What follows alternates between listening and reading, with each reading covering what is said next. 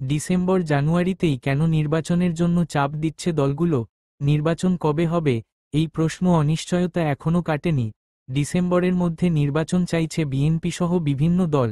তবে অন্তর্বর্তী সরকার ডিসেম্বর থেকে আগামী বছরের জুনের মধ্যে নির্বাচন দেওয়ার কথা বলছে। কিন্তু ডিসেম্বর বা জানুয়ারির পরের মাসগুলোতে রমজান, ঈদ কিংবা বর্ষা মৌসুমে নির্বাচন অনুষ্ঠান কতটা সম্ভব এই প্রশ্ন তুলেছে বিএনপি ও জামায়াতে ইসলামী সহ বেশিরভাগ দল। বাংলাদেশে নির্বাচন হয় সাধারণত শীতকালে, আরও নির্দিষ্ট করে বললে নভেম্বর, ডিসেম্বর, জানুয়ারি, ফেব্রুয়ারি এই সময়ের মধ্যে। দেশটিতে নির্বাচন একটা উৎসবের মতো, আর সেটা সম্ভব হয়েছে নির্বাচনের উপযোগী আবহাওয়ার কারণে। শীতে হিমেল হাওয়ায় চায়ের আড্ডা জমে ওঠে, নির্বাচনী মিছিল, ক্যাম্পেইন একটানা চলতে থাকে, প্রার্থীরা ভোটারদের বাড়ি বাড়ি যেতে থাকেন। সবশেষে ভোটের দিন দীর্ঘ লাইনে দাঁড়িয়ে ভোট দেন সাধারণ মানুষ। গ্রহণযোগ্য সবগুলো নির্বাচনে এমনটাই দেখা গেছে, যাবে, তাতে কোনো সন্দেহ নেই।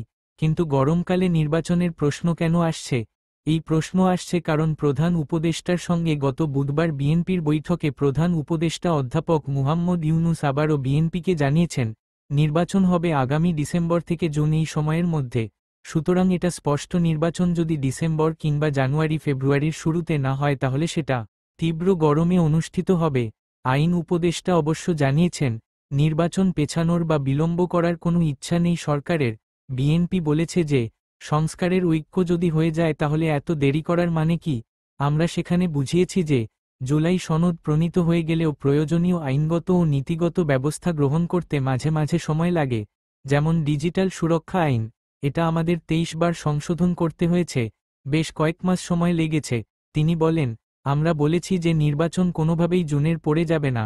ডিসেম্বর থেকে জুন মাসের যে সময়সীমা দেওয়া আছে, তার মানে এটা না যে আমরা ইচ্ছা করেই দেরি করে মে বা জুন মাসে ইলেকশন করব, তেমনটা না। যদি ডিসেম্বরে সম্ভব হয় তাহলে ডিসেম্বরে নির্বাচন, না হলে জানুয়ারিতে, মানে ডিসেম্বর থেকে জুনের মধ্যে যত তাড়াতাড়ি সম্ভব। নতুন নতুন আরও খবর পেতে চ্যানেলটি সাবস্ক্রাইব করুন।